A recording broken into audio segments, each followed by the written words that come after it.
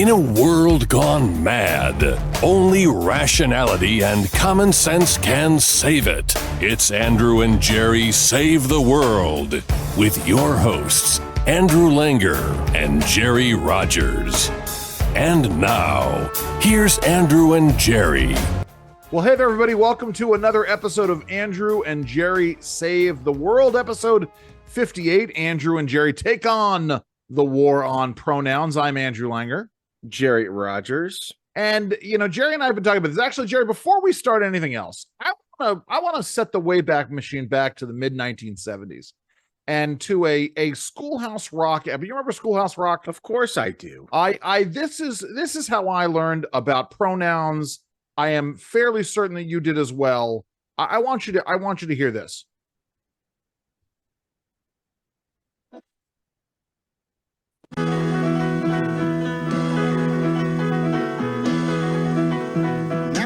A friend named Rufus Xavier Sarsaparilla, and I could say that Rufus found a kangaroo that followed Rufus home, and now that kangaroo belongs to Rufus Xavier Sarsaparilla. Whew, I could say that, but I don't have to, because I got pronouns I can say. He found a kangaroo that followed him home, and now it is his. You see, he, him, and his are pronouns replacing the noun. Rufus Xavier Sarsaparilla. There you go. Very long noun indeed, Jerry. That's how I learned about pronouns. Pronouns are used to take the place of a noun. So you don't have to say Rufus Xavier Sarsaparilla over and over again. But we've once again, like everything else in this crazy world that we're now in, we are now detaching ourselves from reality in terms of the Orwellian language. We are engaged in newspeak here. I'm sorry, go ahead. Now I know you want to jump in. No, I think you're right. I think it's worse than that. Oh, of course it is. Yes. I mean, I think that the trans agenda is a religious cult. I think that it is something that parents and families and religious leaders and business leaders, politicians need to take seriously. And for people of faith, this is not about kindness, about, well, I want these people to know they're accepted or they're loved. These are the marginalized, and Jesus was always on the side of the marginalized. Right. That may be true, but as we've seen just recently with again drag queens on Jack Daniels, with this trans activist on the Bud Light can, when we see the Country Music Awards celebrate drag queens, when we have the President of the United States say that trans people are the heart and soul of America, when there was a transgendered person deranged and targeting Christians, you had governors and politicians around and media around the country blaming the victims. Right. I mean, this is something that is that has taken over. It's almost like we have mainstreamed a cult, but also a mental illness. Well, here's the thing, because you and I have spent a lot of time in the last couple of days talking about the way that COVID might play into this. Let me start here. I used to get very frustrated in terms of talking about these issues when one of my kids would come home and would talk about a friend of theirs who is now identifying as gender fluid or whatever, and is using the they them pronouns. And one of my kids would start talking, and the child would say, well, they did this or they did that. I'm like, oh, who are you talking about? And the child would then say, well, I'm talking about my friend so-and-so. Charlie, who used to be called Beth, it started that started to be my frustration, and you can almost go down there and go, well, okay, boomer, you're not following through with the language. Tell you what's bothering me this morning, and this gets into this concept that Jerry, you and I have talked about thinking about these things out loud, because I'm circling around this issue. I'm not sure I've landed on it quite properly, but part and parcel of the some folks who are angry or deeply troubled by Dylan Mulvaney, who is this so-called trans activist or gender cosplayer that we've talked about. One of the reasons why you have folks who are very upset about this person being lauded is that their persona is nothing more than a caricature of a little girl, not a woman in any way, shape, or form. And if it is supposed to be what Dylan Mulvaney thinks a woman is like, there's a problem there. Let me get to my point, Jerry.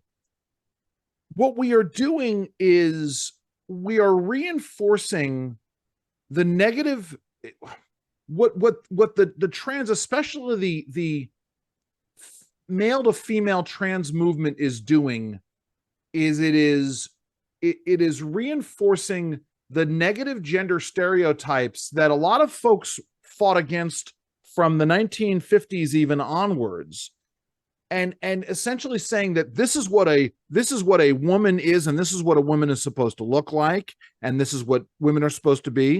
And then if you are a little girl who wants to explore being a little tomboyish, well, then you can't be a little girl anymore. You have to be a little boy. As though there's not a phase that sometimes kids go through where they want to sort of explore these things, and it may very well be temporary. Well, now you're putting them into this sort of permanent capacity. So a little boy, and I had the Free to Be You and Me queued up. In Free to Be You and Me in the 1970s, you had William wanted a doll because he wanted a doll baby to love and hold. Well, now, according to the left, William has to be a girl, and he must have gender dysphoria, gender dysmorphia, whatever it is. And so we now have to make him live like a girl, except, William's only 5 years old. William doesn't know what William wants or what William's going to be. Let me stop you there. Gender dysphoria and these other medical conditions, these are real conditions. Yeah. And they need to be separated from the conversation about transgenderism. And the irony here is that this whole movement is becoming, in a sense, a circular firing squad. And what I mean by that is that, we were told recently, although there is no science that tells us that there is a DNA or a so-called gay gene, we're told that your sexual attraction from the left, from the LGBTQ plus, or from the old days, from the gay movement, we were told that you're hardwired, right? That your attraction is hardwired. So people are born gay. Now we're told, well, no one's born gay or straight.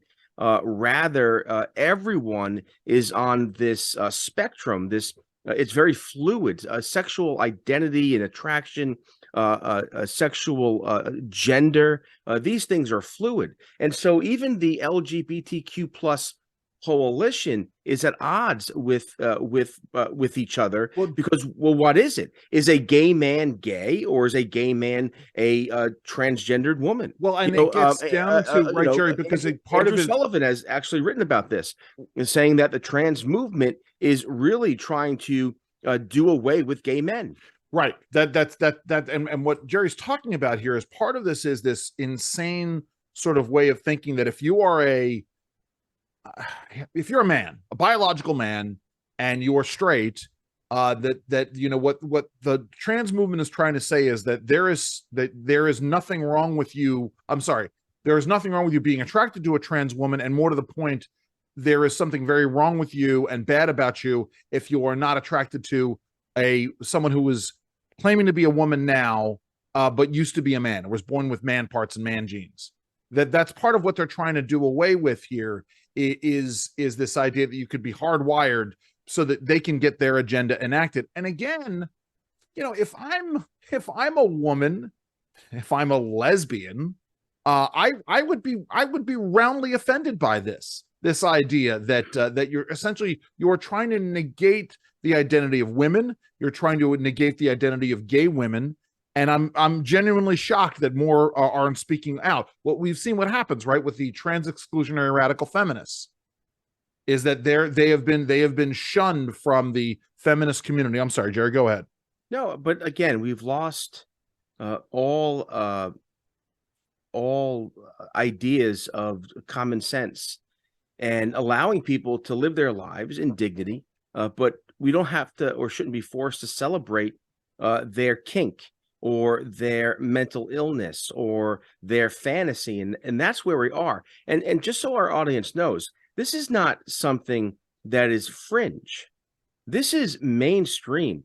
Right. And I tell people who are frustrated by this, like my wife will say, we're watching Up TV, or we're watching, what is ostensibly supposed to be a children or family friendly channel, and there'll be a commercial from Amazon, Right. where you see through the 60 seconds of the commercial, a girl become identified as a trans man, and again, it's very subtle, and I'm watching a baseball with my son, and there is a transgendered character everywhere you look now. Right. The corporate boardroom, the diversity, equity, inclusion, DEI officers and corporations. Look at mainstream sports have LGBTQ plus trans days. It is everywhere, even in Christian circles, in religious faiths. There is this civil war in terms of, well, we want to be inclusionary, we want to love people. So you'll go by a mainstream Protestant church and see the transgendered flag. Let me tell you something. If transgendered people, if the LGBTQ plus community was truly marginalized, their flags wouldn't be hanging in public classrooms. Their flags wouldn't be hanging over state house buildings, and in the over government buildings in our embassies in DC. My point is that this is a very powerful, a very rich, a very elite, a very privileged movement that has overtaken even the military. Just recently, you had the DEI officer of the Pentagon talking about how diversity and trans diversity makes us a stronger nation. It's good, quote, I'll paraphrase, it's good for national security. This is a kind of insanity. And you have to think about the Roman Empire and how we've heard stories about Nero and Caligula and these corrupt and these morally corrupt emperors. Well, how is that any different than our culture today? Well, right. Well, okay. With the exception of that, in Roman society, it didn't pervade all levels of it, and you didn't have everybody sort of being subjected to it. But the problem with today is that, given the egalitarian nature of information, it is much easier for all levels of society to be pervaded by this. And let me sort of take it. Let me take it back to sort of what vexed me this morning. Is Jerry's heard me say this. But remember this, who was it was Nero, right? The Roman emperor. Well, Nero and Caligula. Well, no, who had his own wife killed, but then had a slave who resembled his wife, and made him a eunuch, and then married him. Yeah, I don't know. So my point is that you're right in the sense that if you were a farmer in the hills of Italy, then perhaps you didn't have to deal with this. But this kind of what we're experiencing today is as old as the earth itself. Yeah, the difference is that the Judeo-Christian tradition came and pushed back against it. When you entered into a Roman citizen's home, a Roman citizen of elite, of wealth, of someone who was part of the means, you were offered, hey, you want a girl, you want a boy, you want a child, you want a woman, you want this idea of sexual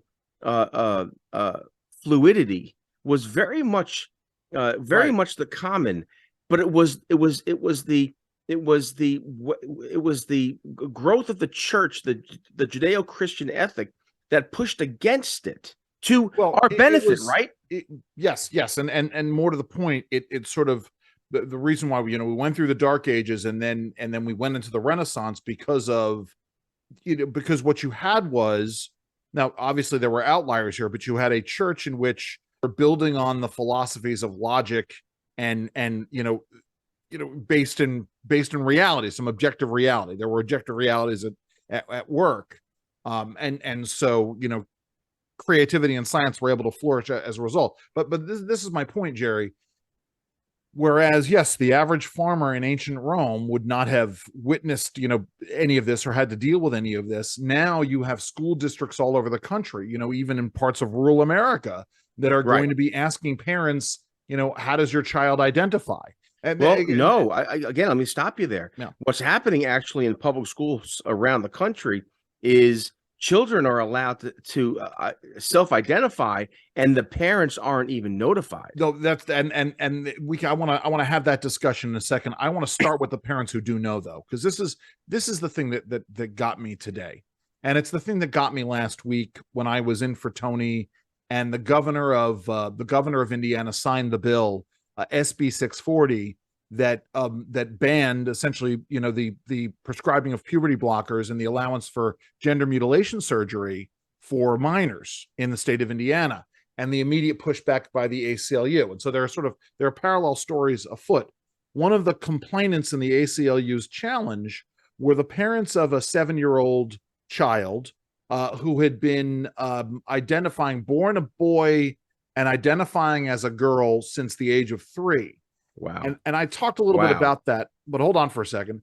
And then today I read this piece out of Huffington Post. I think it was from last month. It was from March.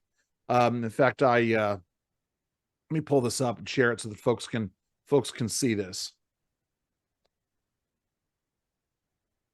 So it is our 6-year-old wanted to use they them pronouns. We had no idea what we were in for. And then the quote from the piece is, "My husband is not on board." Quote, "Who put this idea into her head?" he asked.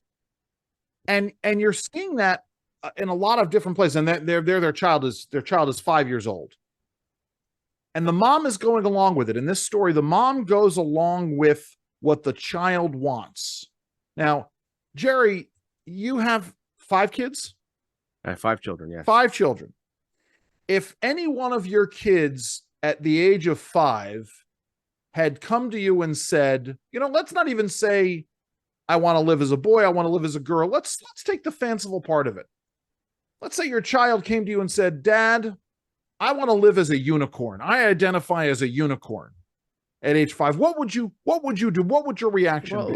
Look, you have to allow for imagination and creativity. Sure. I mean, I remember when Gracie, who's now 13, she was 4, and she wanted to marry the Lion King, the father. What was the father's name again? Well, there was Simba and there was Mustafa, I think. Am I saying that right? And so what I did was, Jerry, I've never seen the Lion King. Oh, go wow. ahead. Anyway, so what I did was I had a big Olaf, a stuffed animal, from Frozen, as the priest, and we had a big lion, and I walked little Grace down the hallway, the aisle, right, and we celebrated it. But Jerry, you're not. But the point is, yes, you do that. No, let me finish. But as a parent, you know the difference between a child wanting to be creative, or even a child who's trying to push the envelope to test limits, and that's all positive. But our role is to offer boundaries and guidance, and that's where parents abdicate. So if my child came to me and said, "Daddy, I'm no longer a she, I'm a he," well, I would explain to my child, "No, this is how God made you. This is how your body works." And I understand that you might be curious about how these things are, and let's talk about that. And let's how about this? Let's go even a step further, Jerry, and say, you know something? It's okay for you to do what you might think of as boy stuff. You want to go and you want to be a rock climber. You want to be a soldier. You want to listen. Every boy has tried on their mom's high heels. I never did. Well, then you don't remember. Yes, but of course there's nothing wrong with that. But you're right. You made this point earlier in the program. And now, all of a sudden, if the little boy wants to put a feminine hairband on, or put a skirt on, well, oh my goodness, this child is now a girl, or self-identifies as a girl. That's ridiculous. This is something, I'm sorry to say, but it's the truth. It's child abuse. I remember years ago, even before this transgender movement became so mainstreamed, Erica belonged to a mommy group, And so Bridget and Claire are both in their 20s. So we're talking about a good 10 or 15 years ago. Yeah. Okay. And so again, this idea of transgenderism was not very popular or in the popular culture as it is today. But we lived in North Jersey, and and this mommy group was from Ridgewood, and so therefore very kind of elite, very privileged, very wealthy individuals. And I'm just trying to set the stage here. And I remember going and visiting, and they had this beautiful house, and we went into, she's showing the house around, and one of her daughters, we went into their room, and it was like a man cave. Yeah. And it was jarring. And I remember the mother saying, well, our daughter has been playing with trucks, and she's very interested in sports. And so we're going to let her go with that. And but what they were saying was they weren't allowing the child to explore. They started to mandate that the child was this way. Sure. And again, to your point about this, just recently, a child decided at 3 years old to live as a different gender. It's outrageous. Absolutely. Look. I just recently I read this story, and I might even posted it over at Real Clear Health months ago, but a story of a immigrant family, a traditional Muslim family living in I want to say Washington State. It could have been Oregon, but anyway, Oregon or Washington State, the upper Jerry, American. Yeah, I've never been to Oregon. Go ahead. I'm sorry. But anyway, their child was experiencing very serious mental health issues and was displaying suicidal thoughts, like talking about it, to the point where the parents decided, let's bring this child in for therapy. Well, the child went in for therapy, and it was serious enough where they admitted her. Oof. And anyway, during the course of treatment, the doctors, the psychologists, the psychiatrists started to suggest to this child, well, the reason why you're suicidal is because you're not living your authentic self. You are a boy trapped in a girl's body. This child had never thought of that before. Right. Yeah. Anyway, they were getting ready. This is a true story. They were getting ready to release the child, but the parents had to sign a waiver of sorts saying that they will allow their child to live as a boy, even though she is a girl. Now, the parents lied, and they signed the paperwork. Yeah. And but the penalty was, if they in any way interfered and told this child, no, you are not this gender, you are the actual biological gender, the child would have been taken from their custody. Yeah. This family literally left overnight. Yeah. They left their house, they left their jobs, and left the state. And again, this is how serious this is for parents who are listening. The state can get involved, and if you don't, again, deal with this issue with your kids, the public schools, the state, DIFAS, Division of Family Services, can come in and take your children from you. And this is why, I'm going down the road, as I said, as bad as ancient Rome was, it's more pernicious today. And it really is only in the last few years that this has cropped up. I want to give you, listen. Well, this is cropped up, frankly, Andrew. This is all cropped up since the Supreme Court decision on gay marriage. What's the phrase? That was the breaking moment. That was the breaking of the dam. Jerry, I think again, to me, it more has to do with what you've been talking about over the years, which is the sort of the gradual nature of things, and then the drop-off point. There's sort of this magic issue, and I'm not so sure that a lot of this doesn't have to do with the lockdown and So Jerry and I were talking yesterday, and I asked him if he had heard about this concept called COVID psychosis. Now, there are a lot of different ways that people are talking about this, and some of it has to do with the medicines. But to me, what I'm talking about is the impact of 3 years, let's say 2 years of isolation on young people. rapid isolation, being at home with your parents all the time, which I'm sure has a negative impact on kids' mental health. But the bottom line is that shock to the psyche has long-term effects. And I think a lot of what we're seeing today has to do with this, the mainstreaming of this in culture. And then anyway, you add into it Gen Z and Gen Z involved in public relate. Anyway, there's a lot of things. But anyway, I want to just say this. We're talking about boundaries. I think it's important to help folks sort of draw lines here. I want to say this first, because it gets into part of what was in this Huffington Post story and an experience that I've had recently with a family that we know where their daughter decided to identify as a boy, and the parents were having a real hard time with it. It is okay for you to be a parent and to raise your hand and say, something, this is crazy. We can't go down this road. It is okay for you to say this to your spouse and not just go along to get along with your spouse about this and to say, something, this is nuts. What we're doing here, this is not right. I was going to make another statement right down this road. It's okay if your child wants to pretend to be a pirate. It's okay for you to buy a patch for that child. It's okay for you to buy a fake parrot for that child, fake patch for that eye. It is not okay for you to poke that child's eye out or to cut one of their legs off. And I know that seems to be an extreme example, but this is the direct analog to what we're talking about here with these puberty blockers. I think I said this last week, Jerry. Because it's also come back up in the news in the last couple of weeks. We had in 2019, it was 2019, we had a national panic over kids and vaping. You remember this? We had the pressure being put on the White House, the Trump FDA, to do an emergency rulemaking on vaping for kids because kids were being poisoned. You remember this at all? Yeah, okay. I do.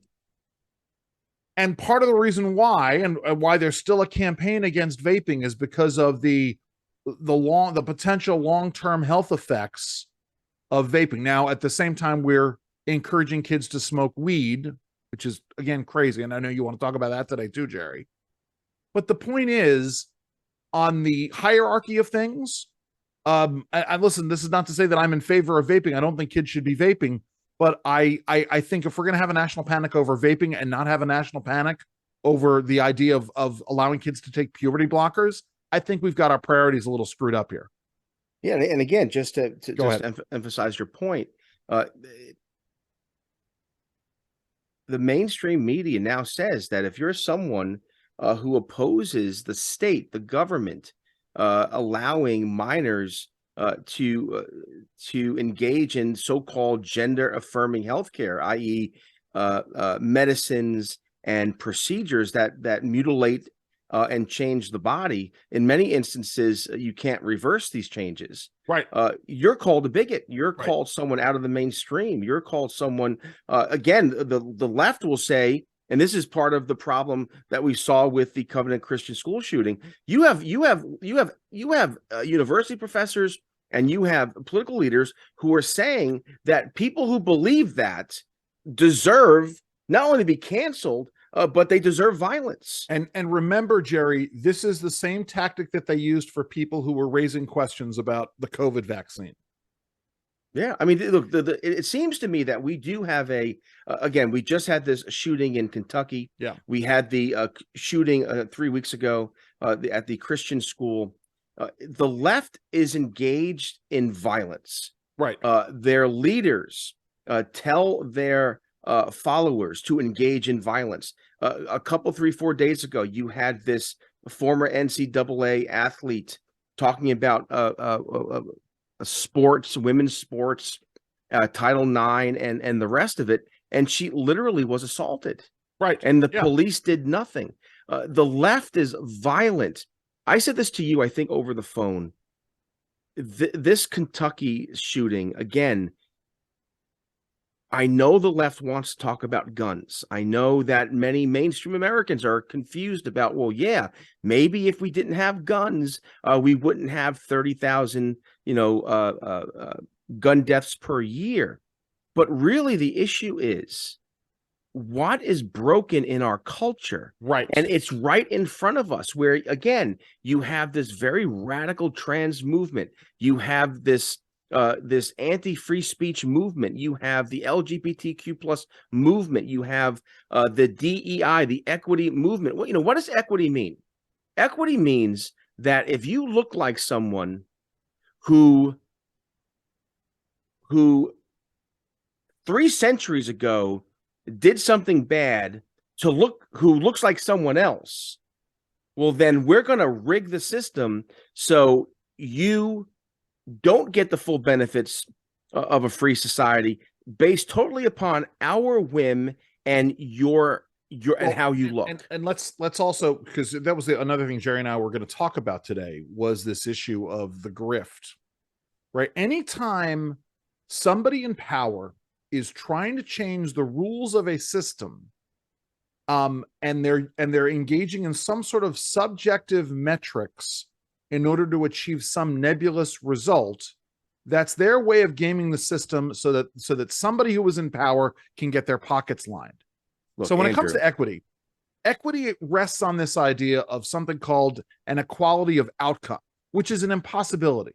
You can have equality of opportunity, but you're right about that. But outcomes. It's also more insidious in that it really is a mechanism, sometimes a legal mechanism, a cultural mechanism, to go and hurt people that look a certain way. Well, sure.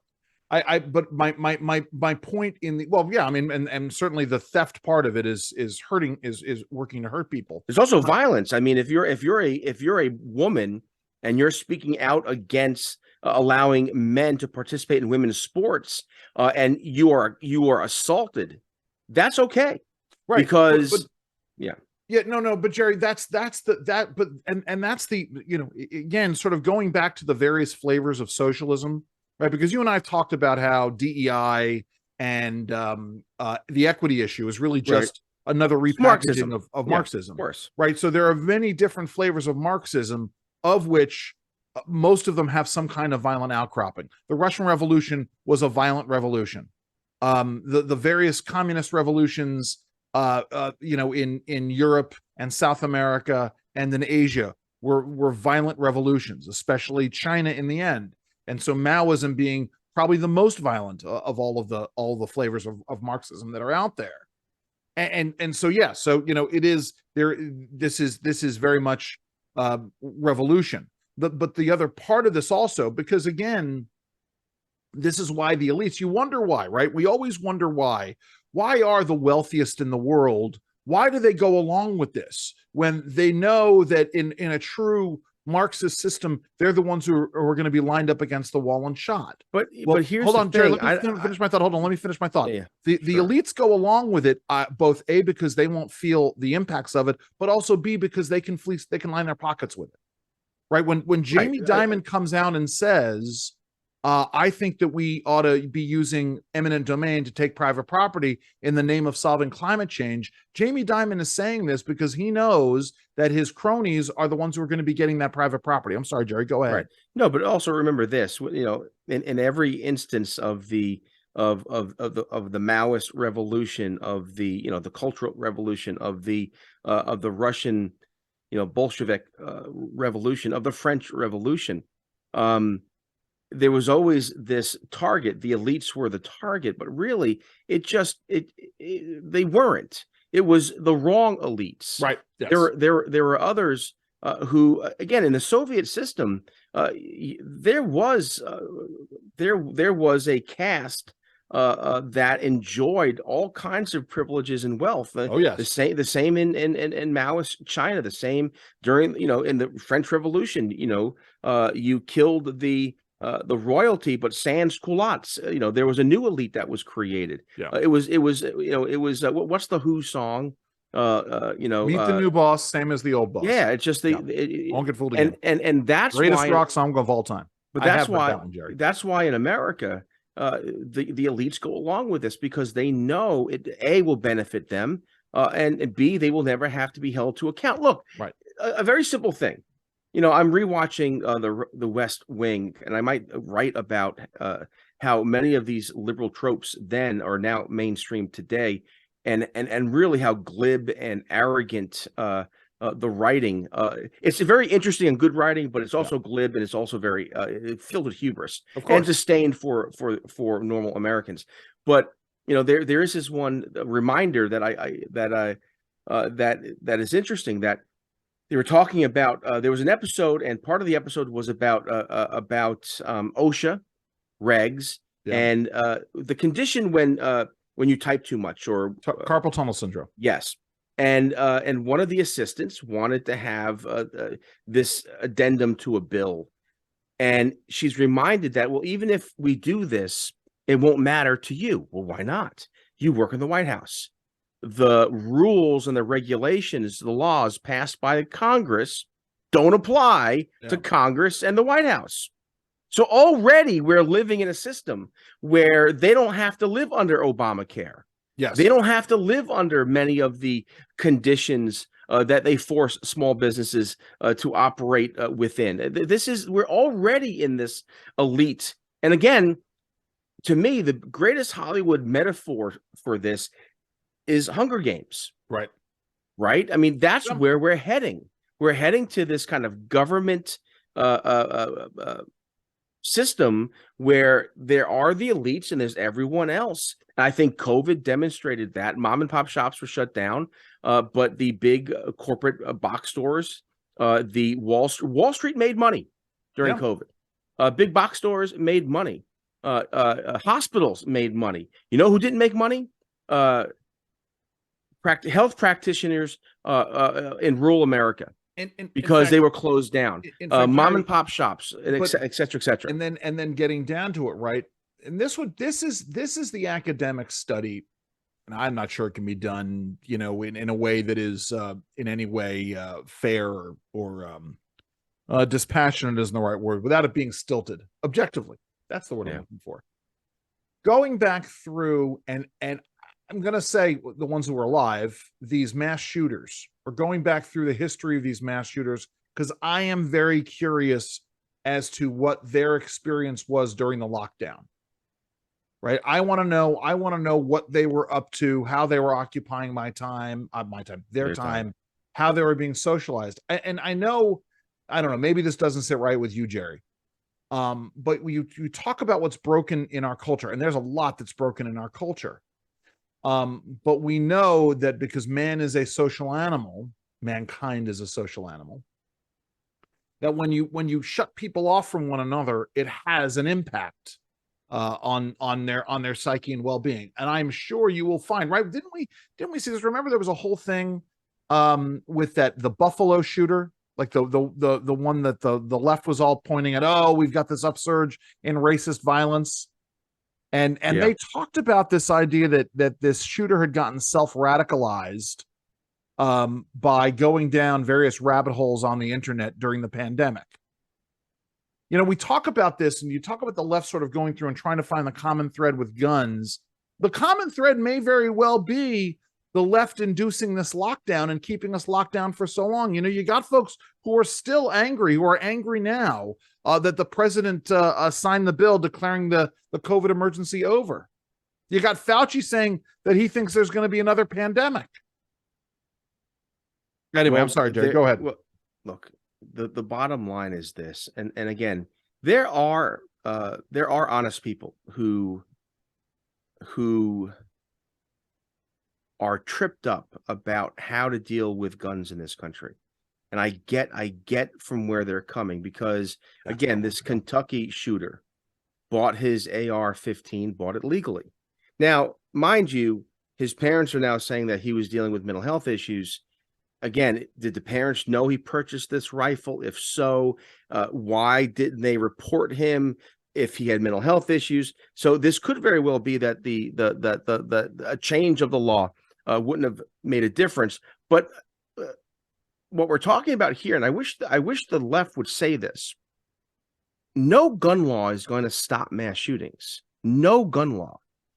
What will stop mass shootings, and this won't even stop mass shootings, but what they really want is they want to confiscate guns. They want to undo the Second Amendment. Yes. Now, now that again to me is dangerous because again our rights. It's interesting.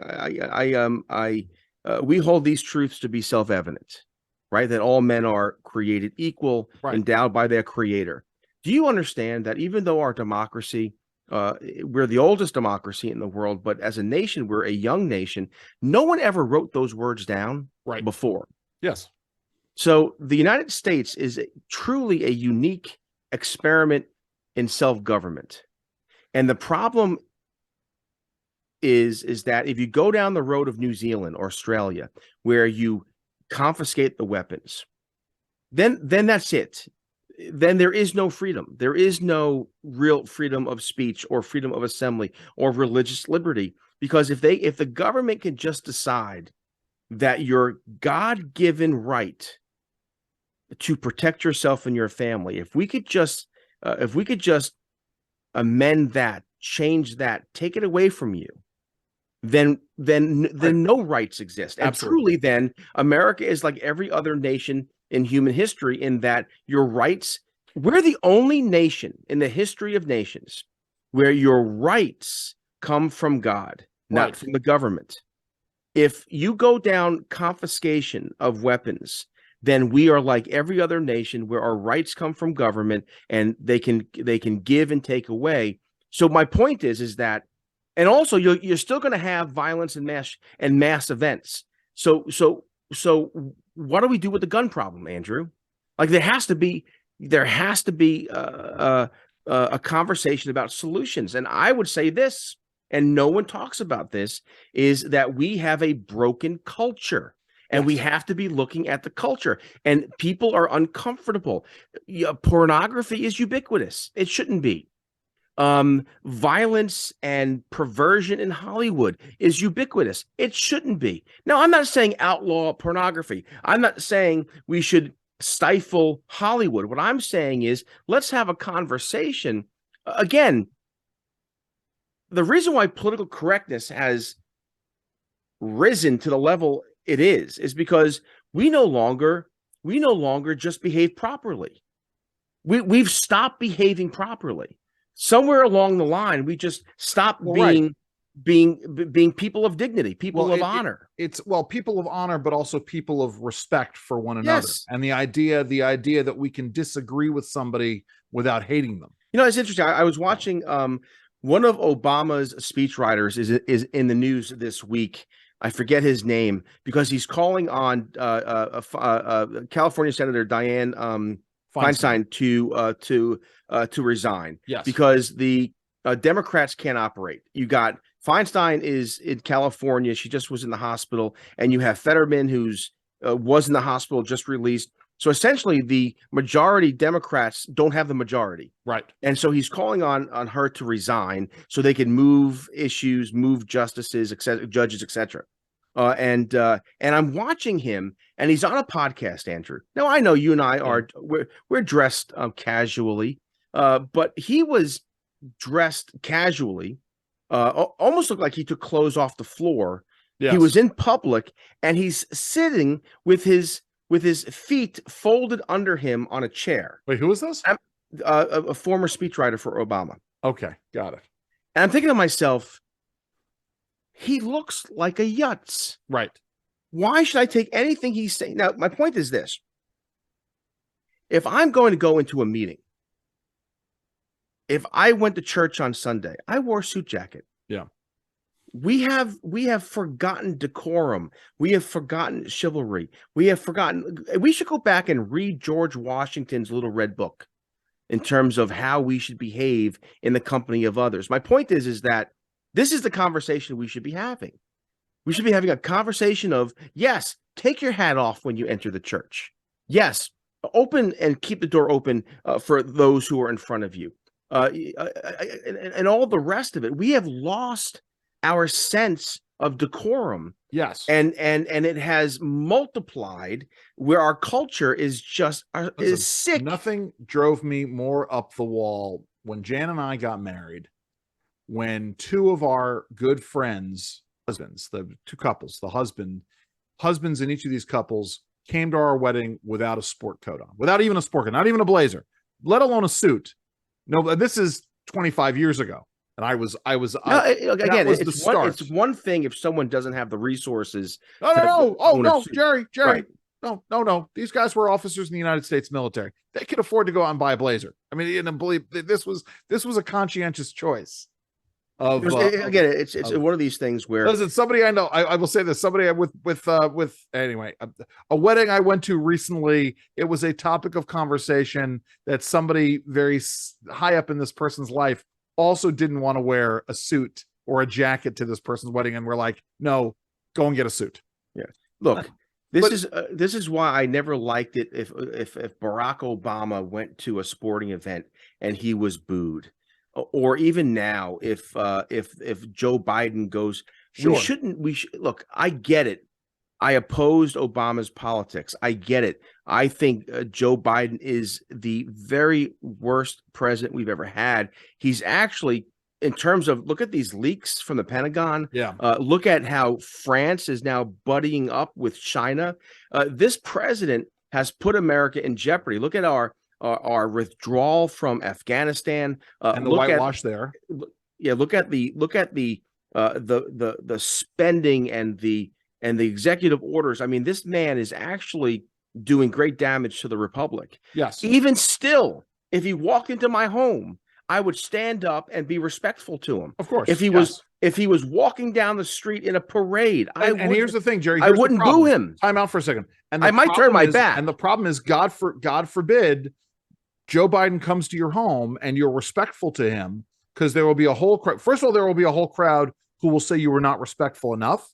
And then there are folks who will say you were too respectful. You should have told him to go F himself, Jerry. You don't. Yeah. Listen, I want to come back to something, because there was a point that I wanted to make, and I want to frankly, Jerry, pivot to another topic real quick. Sure. Because we're trying to do a tight show today. Earlier on, Jerry and I were talking about the issue of, and actually, Jerry, it gets into some of what you're talking about with the damage that the Biden administration is doing. Jerry and I were talking about the issue of puberty blockers and the permanent damage that can ensue from that. And we simply don't know what kind of permanent damage can be had. The same thing can be said. We don't know whether or not there are going to be long-lasting health effects from any one of the myriad COVID vaccines that are out there. And again, we say this as people who are advocating for folks to go and get the COVID vaccines, but understanding that there were risks. And one of the things that we are seeing is the news story that popped up late last week, Jerry, which was about these two abortion drugs and the federal court case that happened, the challenge that happened in the fall, and the decision by the federal district court in Texas on Friday, yanking the FDA's approval for these two abortion pills. And one of the questions is, Jerry and I were talking about the issue, and one of the things that made me uneasy was that these drugs have been on the books for 23 years now. But as Jerry pointed out to me, well, we are really only now understanding what the long-term health effects are and the psychological health effects of them, sure, especially given the number of abortions that were occurring. Chemical. What happened was during COVID, the abortion pill, and I think there are two pills that are required in this chemical abortion. It skyrocketed. I think, and again, I don't have the numbers in front of me, but better than 50% of abortions were happening through these pills. And guess what happened? Women were dying. Yes. And also, women were feeling other impacts from the medicine. Yes. They weren't in care. They weren't in care of a doctor, and there were other negative mental health and health impacts. And also, the law was passed the FDA regulation was passed inappropriately. Yes, it was pushed through, and it was pushed through using a law that was meant to push through medicines for rare diseases. Let me explain something real quick. In the regulatory world, words have meaning. Now, the agencies are open to interpret those rules, but they have to have some basis in reality. So in this instance, in order to comport with the underlying statute that Jerry's talking about, pregnancy had to be classified as an illness, I'm using air quotes, and that the abortion drugs were the therapeutic. Now, that's never what the law was intended. No. Anyway, go ahead, Jerry. Now, here's the thing: the FDA could go back and approve this medicine, but Yes. do it the right way. But here's the challenge, though. So you hear from the left, we have to follow the rules. We have to follow the rule of law, right? No one's above the law. Isn't that the Trump indictment? No one is above the law. Well, now the Democrats are saying that the Biden administration and governors are doing this. New York and California, two progressive governors, they're saying they're going to ignore the court decisions. Well, again, then there is no rule of law. Well, and also within there are powers that people have, because I want to differentiate this with another situation that's out of Texas here, where an Army sergeant was convicted of murder. He was driving his Uber. He got stopped by a crowd of BLM protesters. One of the BLM protesters brandished an AK-47. So the Army sergeant, who probably shouldn't have been moonlighting as an Uber driver, but set that aside, pulled out a pistol and shot the guy brandishing the AK-47. And yet, despite the fact that this is a clear case of self-defense, he was convicted of murder. And Greg Abbott is talking about granting this Army sergeant clemency. Guess what? That is within the governor's power to do. Yeah. Right? This is not acting in contravention of the law, like other folks are advocating with regards to this abortion medicine. Right? Anyway, go ahead. No, and again, you can't. This is the problem. When Speaker Pelosi, Nancy Pelosi, became Speaker of the House the first time, she changed the rules. Again, if you're not familiar with how Congress works, there's a rules committee.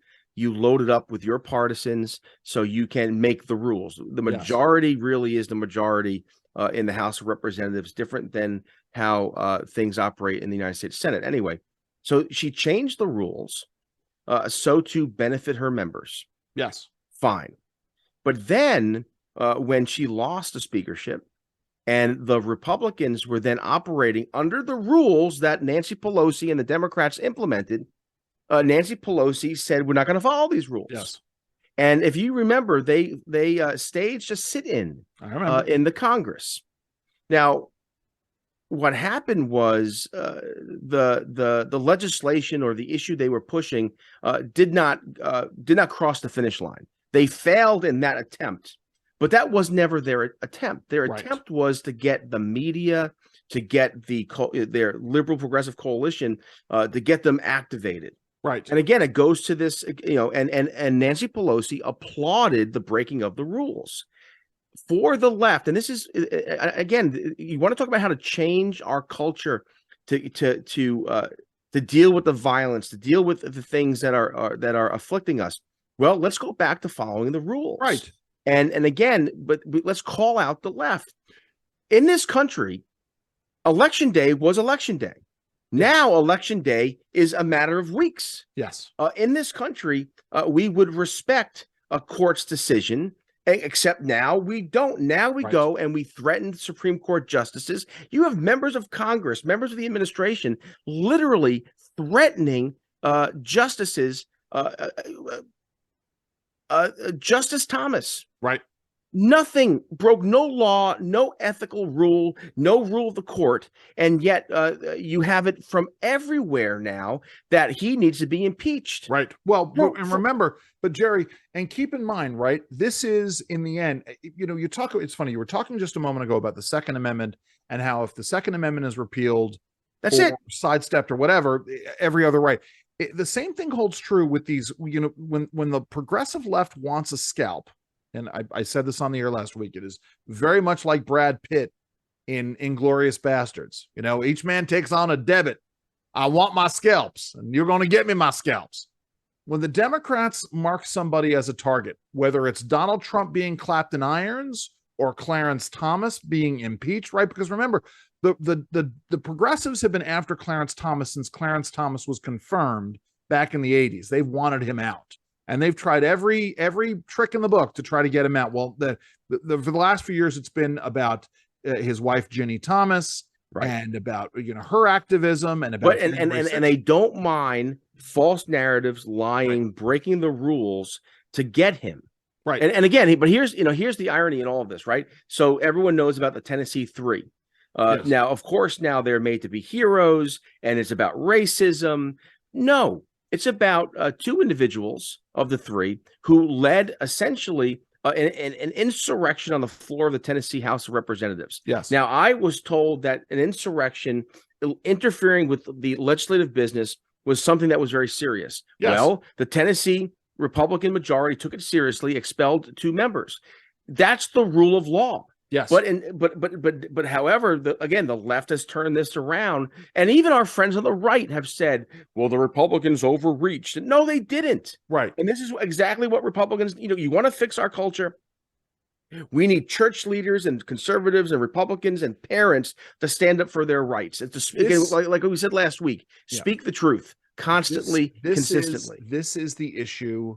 And stop compromising. The emperor's right. This gets into compromising principle anyway. Well, a compromising principle. I want to raise something with you that's controversial, but I'll let you make your point first. No, I was just going to say. I mean, I remember years ago, Andrew, the Competitive Enterprise Institute. Yes, we love CEI. You and I are constantly talking about Fred Smith and everything that we owe him. He really was real quick. I'm sorry, Jerry. While you're saying this, congratulations to Marlo Lewis. 25 years at CEI today, I believe. Congratulations, sir. Go ahead. Yes. Now, you remember years ago at it might have been their Warren Brooks dinner, I forget, and they honored Deirdre McCloskey. I don't know. It may have been one of those dinners. Well, I think I was at the dinner with you. Oh. And I remember commenting that CEI should not be honoring this person. And it was because she was a transgendered. She was a man living as a woman. Okay. But CEI liked her economics. She's a professor. Maybe Jerry, maybe this is why you and I have not been invited back to I didn't make a stink over it. I just said privately that this is wrong. Yes. Because you might like her today or him today on his economics, but really when it comes down to truth, how can you trust someone living a wrong life, someone living out their mental illness, and you're now honoring them because you like their economics? How do you trust their economics? Because if as something as hardwired as gender, if that can be ignored, well, then this person will in the future, I'm sure, violate other principles that we hold dear. And sure enough, this week, Deirdre McCloskey decided to cancel a debate. Yes. There was going to be a debate over on transgender issues, and it was Deirdre McCloskey who called her opponent a hater, someone who used all the words. By the way, I don't understand. What does it mean to be an anti-Jesus Catholic? I have no idea. Okay. Again, unless Deirdre McCloskey has the wrong idea of Jesus, yes. Because maybe. This is exactly. You're absolutely right. Because Jesus would stand with the transgendered people. Sure. No, he wouldn't. No, he would flip their card tables. Yes, he would. He would speak truth to them, and he would tell them to sin no more. He would accept them and love them, but he would tell them sin no more. And if maybe Jesus would get angry at them in the same way he got angry with the money changers. Right. But my point is that. Here we are now. Let's not listen. Time out for a second. Let's not forget that yes, Jesus was all about love thy neighbor as thyself, but Jesus also overturned the tables in the temple. Right. Yes, but also again, since we're there, nowhere in the gospel did Jesus celebrate sin. Yes. Nowhere in the gospel did Jesus sit with a and say, I love you, I accept you. Keep on sinning and follow me. Right? When you talk about this, what Jesus did was, if you came to him and you asked for forgiveness for your sin, then you could sit at the table. Yes. Right? You had to ask for forgiveness for your sin. Right. You had to repent. You had to change your life. You had to live differently. Also, for my friends who say, well, Jesus never entered into these the sexual politics of homosexuality and transgenderism. Well, yes and no. The word homosexual didn't come into the English lexicon until 1860s. Yeah. Because before that, it was just same-sex attraction, whatever it was. And I'm sure that there were men who lived as women and vice versa and this sort of thing. So these issues, we didn't have a word for it. But in Matthew, in the Gospel of Matthew, Jesus is as clear as Jesus is on any other issue, where he says that these perversions, same-sex attraction, and others are a violation of God's word and God's law. And so again, Jesus, it offends me when people invoke Jesus to justify their sin. Right. Oh, it's all about love. Well, yeah, but love is ugly at times. Love is the cross. Again, we just had Easter, Good Friday. Again, watch the Passion and look at the torture that Christ went through. That was love. It was also something where it was so grotesque you had to turn your head away. Yeah. So my point is that love isn't this progressive idea that you can do whatever you want to whomever you want all the time, live your own truth. That is not the gospel. And frankly, I'll say this, since we started on transgenderism, I'll say this to my friends: misusing pronouns is a sin. It's absolutely a sin. Yeah. It's a violation of the of the Ninth Amendment. It's a violation of the 10th Amendment. It is a amendment. I said amendment. I meant commandment. Commandment. I was going to say, I'm like, wait a minute. This has nothing to do with the enumeration of this Constitution of certain rights. Go ahead. Yes. It is an offense against God's salvation. It is an offense against the natural order of things. And God it's created. Also confusing as hell. Yeah, it's a sin. Christians need to understand this. If you're not a Christian, this doesn't pertain to you. But for the Christian to engage in the pronoun issue is to sin against God. But it's to me, it comes back to we have to regain some measure. There's the common sense. I'm sorry. There's the respect aspect of it for one another, including the respect of someone to say, something, this is just crazy. I can't go along with this. But there's also the common sense, and that seems to be where we've gone down this road. Well, again, we talk about this all the time. We're of the Leave Us Alone coalition. If you want to live a transgendered life, live that way. If you want to live a gay life and be married, live that way. If you want to be divorced, live that way.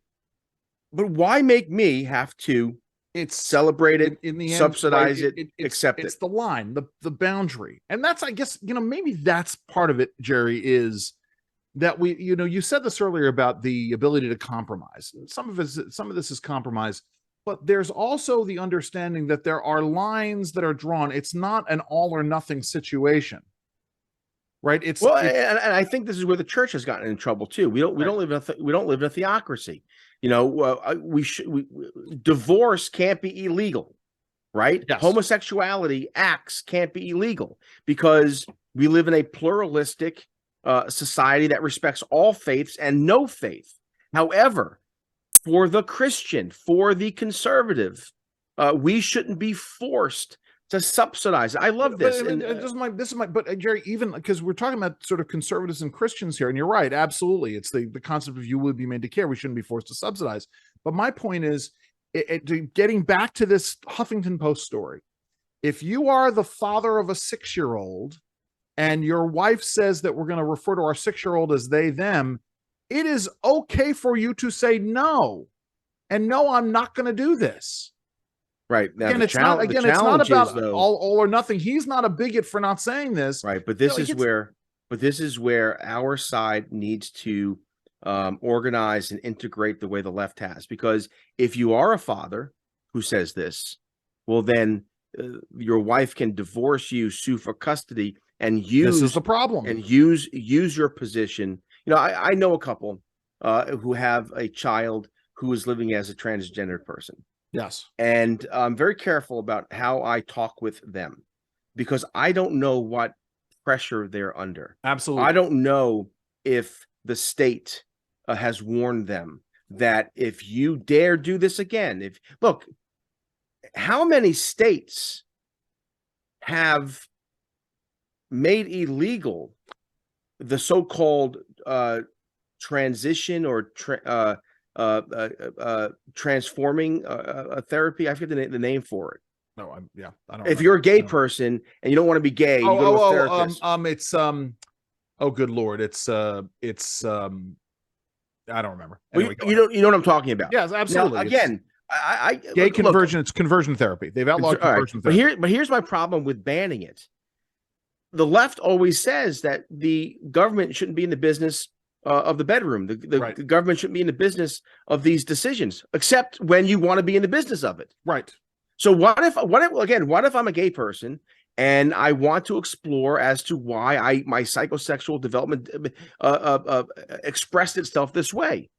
And I go to a therapist and I say, you know what? I'm a gay man. I've lived as a gay man all my life. And I'm curious about events in my life and relationships and my parents and this especially, and that. Jerry, a therapist wouldn't be able to have me as a patient. Especially right now where the LGBTQIA community is now saying that being gay is not hardwired and that there's a spectrum. Right. But my point is a therapist would have to tell me, I'm sorry, I can't take you on as a patient. Well, why? Yes. Well, because what if during our sessions, you decide that I've somehow crossed the line into conversion therapy and then I could lose my license? Yes. And see, but this is what the state has done. The government involves itself and it actually hurts the patient doctor confidentiality and relationship. Yes, it is interposing. But it's equity. But it's equity, so therefore it's okay. Again, I hate ranting without a solution. You want a solution to the ugliness of our culture, to the mass shootings, to dealing with this transgender issue, is that we have to speak the truth, but also we have to organize and have community, but also we have to play by the rules. We have to go back to the simple kind of childhood cliche of playing by the rules. Yes. The left doesn't play by the rules, and we let them do this. Right. Absolutely. Hey, listen, it's we've gone a little bit over an hour, Jerry. I feel like I was all over the place today. No. You were fine. I mean, we swept through the full arc here, which was good. Hey, you're on Sunday? I'm on Sunday. Listen, go to WBAL, go to podcasts, go to Jerry Rogers. I'm telling you, my last several shows have been on fire, and they've been very pointed in terms of this kind of conversation, talking about transgendered issues, talking about our culture, talking about violence and mass shootings and all the rest of it. So my stint filling in for Steve Gruber is up on Podbean. Go and check that out because we talk about a lot of this as well. My interview with Shoshana Weissman from R Street is also up and available. That's the lunch hour with Federal Newswire. Go and check that out. By the way, if you're not following me and Jerry, you should be. At Andrew_Langer on Twitter, at Jerry Rogers Show on Twitter as well. I'm in for Larry O'Connor on O'Connor and Company Monday and Tuesday. That's great. Next week. Yes, I'm very excited about this.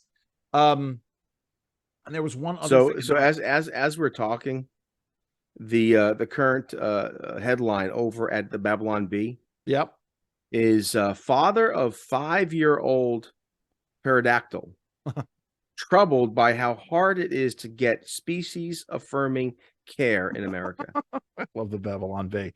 I think that they had one about Riley Gaines being arrested for not beating up on herself. It was something along the lines of Riley Gaines, of course, is at NCAA division. No, NCAA, not NC. That's twice yes. I did that today. Yes. So go and check those things out. Jerry, what else do you want people to do? Find the truth, plant your feet, stand firm. God bless you. God bless you all. Have a great week, everybody. Have fun, and please stay safe.